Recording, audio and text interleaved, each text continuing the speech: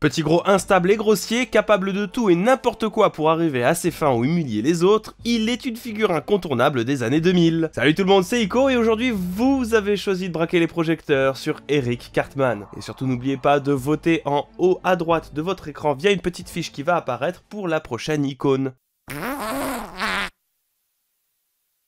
What the f...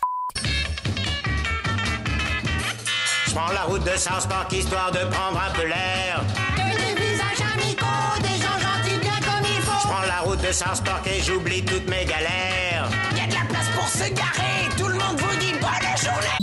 Eric Theodore Cartman, le plus souvent appelé juste Cartman, est l'un des personnages principaux de la série d'animation américaine pour adultes South Park, créée par Trey Parker et Matt Stone, à côté de Stan Marsh, Kyle Broflovski et Kenny McCormick. C'est un garçon de 8 ans au début de la série qui va en classe de CM1. Il est obèse et assez méchant, on le distingue bien par sa veste rouge et son bonnet bleu turquoise avec un pompon jaune. Je suis pas gros, je suis jovial et épanoui. La diffusion de la série a débuté en 1997 à la télévision américaine et est arrivée en France en 1998. Pourtant, les tout premiers épisodes, ou plutôt courts-métrages de South Park, ont été faits en 1992 et 1995 et sont devenus une des premières vidéos virales d'internet. Et Eric Cartman a grandement participé à la popularisation de la série, étant l'un des antagonistes de la série, fort de sa personnalité bien complexe comme on l'aime. On rencontre Cartman pour la première fois dans le tout premier court-métrage réalisé en 1992, Jésus versus Bonhomme de Neige. Sauf que là, Cartman n'est pas encore le Cartman qu'on connaît. Le physique y est, mais le personnage s'appelle Kenny. Et la fameuse phrase « Oh mon dieu, ils ont tué Kenny » est adressée à ce Kenny un peu bizarre qui est dans la peau de Cartman. On peut donc supposer que le personnage qu'on connaît aujourd'hui comme Kenny s'appelait à un moment Cartman. Son apparence et son caractère bien merdique seront fixés dans le deuxième court-métrage de 1995, Jesus versus Santa, fait à la demande de Brian Graden, directeur exécutif de la Fox à cette période. Cartman est créé avec des formes géométriques simples, car au début, les créateurs de la série utilisaient des morceaux de papier pour mettre en scène leurs personnages. Depuis, on utilise plutôt des logiciels informatiques pour créer les dessins animés, mais on a quand même gardé cette esthétique un petit peu papier, parce que c'était le design initial. Eric Cartman est inspiré du personnage de Archie Bunker de la série télévisée américaine All in the Family, diffusée entre 1971 et 1983. La série parlait des changements de la société de l'époque en soulevant des thèmes variés comme la sexualité, le racisme, la politique, la discrimination, etc. Tout était mis en scène via un conflit générationnel, ce qui permet d'expliquer les valeurs de la nouvelle génération. Archie Bunker était un personnage très antipathique, un col blanc approchant la cinquantaine qui s'acharne au travail et n'est pas forcément mauvais, mais jamais content, jamais capable de comprendre les nouvelles tendances sociétales, les technologies, et n'acceptant pas vraiment les changements libéraux qui se passaient dans le monde du travail, dans les droits des femmes, etc. etc.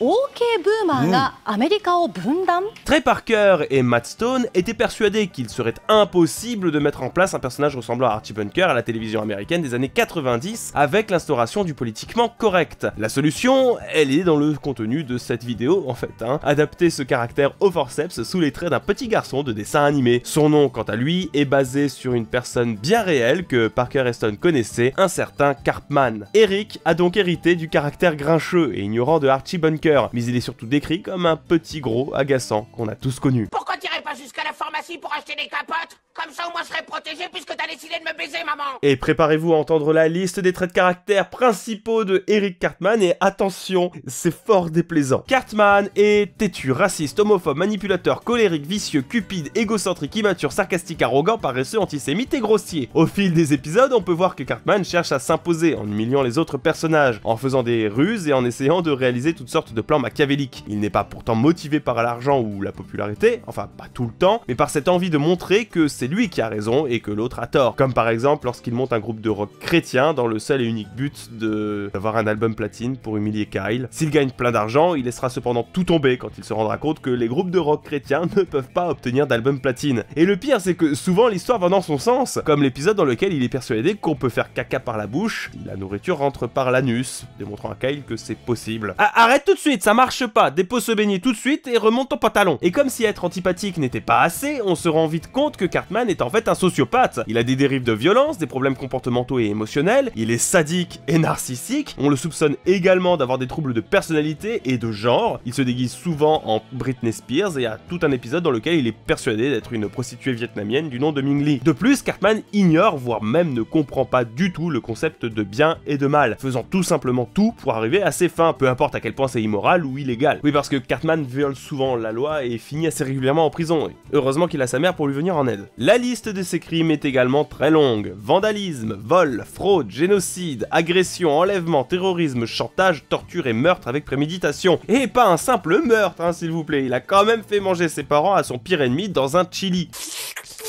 Comme tes larmes sont douces et sucrées. Vieux, je crois qu'on a intérêt à plus jamais foutre Cartman en colère. Et il est même pas allé en prison pour ça en fait. Cet épisode a été mis en place exprès pour montrer à quel point Cartman peut aller loin pour se venger et à quel point il est associable et perturbé dans sa tête. Les créateurs étaient d'ailleurs inquiets pour la réception par le public, mais finalement l'épisode Scott Tenorman doit mourir est compté parmi les meilleurs moments de South Park. Cartman sauve pourtant la ville et ses amis à plusieurs reprises malgré lui, entre autres à cause de ses traits de caractère ou de ses idées assez arrêtées, comme par exemple quand il sauve South Park d'un festival de hippies avec plein de drogue, parce qu'il déteste les hippies, ou quand il aide Kyle à sauver son petit frère d'une relation sexuelle avec sa professeure de maternelle. En réalité, il s'en foutait de Kyle et de son frère, mais il prenait très au sérieux son boulot de surveillant du couloir d'école. Quant à la mère de Cartman, elle est probablement la raison de la plupart de ses troubles psychologiques. Liane Cartman est une mère célibataire qui prétendait être hermaphrodite et avoir conçu Eric Cartman toute seule. Malgré sa gentillesse et sa croyance apparente, c'est une actrice porno très connue, prostituée et nymphomane. Son caractère est notoire à South Park, raison pour laquelle, de base aussi, Cartman n'a pas beaucoup d'amis. Eric est le seul qui refuse de l'accepter et cherche constamment des excuses à ce comportement. À cause de sa solitude, Liane gâte souvent Eric plus que de raison. Elle réalise ses 4 volontés et ne le punit que très rarement. Eric Cartman traîne avec Stan Marsh, Kyle Brosowski et Kenny McCormick qui font partie de son cercle d'amis. Et c'est très important de le souligner parce que comme Cartman est un sociopathe, faire partie de son cercle d'amis, ça va vous protéger de ses pulsions meurtrières un peu bizarres. Même si, bien évidemment, leur relation n'est pas parfaite. C'est Cartman, quand même. En réalité, les garçons se demandent souvent pourquoi ils traînent avec lui. Ils ne l'apprécient pas vraiment et ne se rappellent pas à quel moment ils ont commencé à le fréquenter. Eric est constamment en rivalité avec Kyle, pour la simple et bonne raison qu'il est juif. Leur antipathie est la base de nombreux épisodes de South Park. Cartman tente même de tuer Kyle à plusieurs reprises et ce sans succès. Malgré cette presque haine qui existe entre les deux, ils agissent régulièrement ensemble pour aider les autres potes ou en réaction aux événements qui se passent dans la ville. Kyle se fait régulièrement entraîner dans les plans de Cartman car ce dernier arrive à le persuader qu'il veut agir pour le bien, mais en réalité c'est toujours pour satisfaire ses propres intérêts. Son amitié avec Stan est pour ainsi dire la plus simple. C'est-à-dire que quand Kyle et Kenny ne sont pas là, Cartman et Stan n'interagissent presque pas. Pourtant, Eric le traite quand même bien mieux que Kyle et laisse sous-entendre à plusieurs reprises qu'il le voit comme un ami, contrairement à Kyle encore une fois. Quant à Stan, il apprécie des fois la compagnie de Cartman et arrive à comprendre de temps en temps ses blagues et délires. Mais ça arrive surtout quand Kyle est pas là, ou quand Cartman montre sa sympathie envers Stan. Parmi les personnages principaux, la relation la plus complexe que va entretenir Cartman, c'est celle qu'il a avec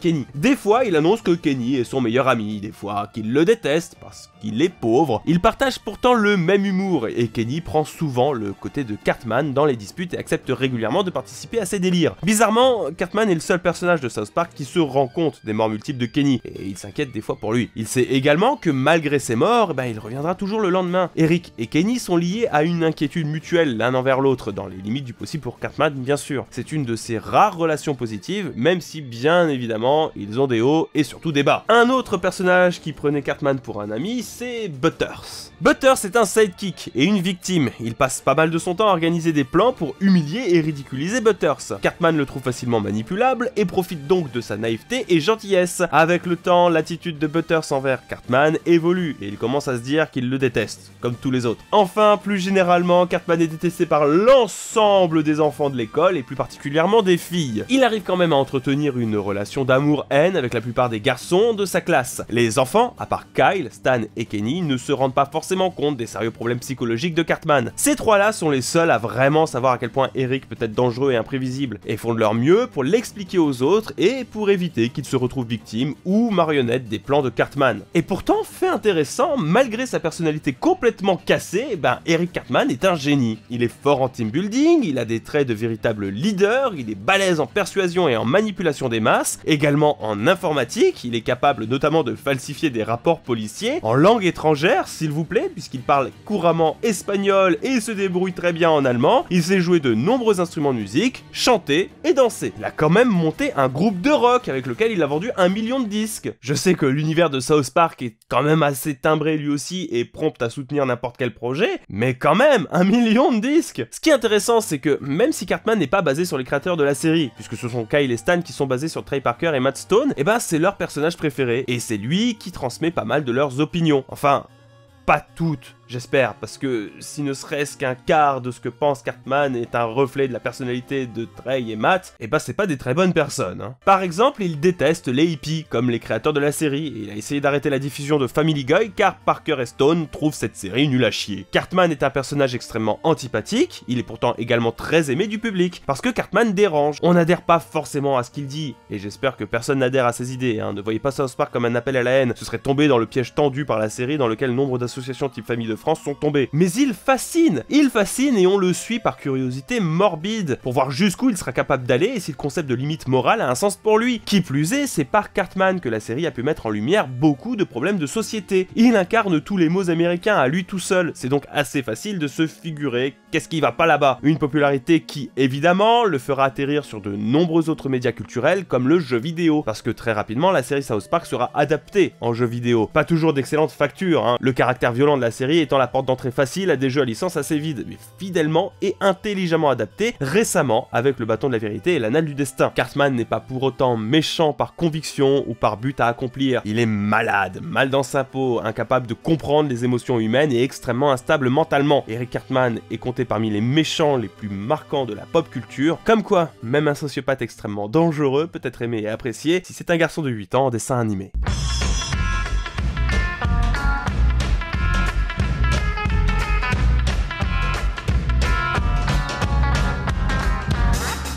Et voilà, c'est déjà terminé, j'espère que cette icône vous aura plu. Pensez à partager la vidéo un petit peu partout et à participer au concours Instant Gaming du mois. Je remercie également tous les tipeurs pour leur soutien. Cœur sur vous. Pour la prochaine fois, je vous propose 2 icônes qui riment entre eux. Soit le Dr Eggman, antagoniste de Sonic sans un poil sur le caillou, soit Rayman, une vieille mascotte d'Ubisoft dont tout le monde attend un nouvel opus 3D. Alors, on choisit qui? Portez des tongs quand vous allez à la piscine pour éviter les champignons. C'était Ico, ciao!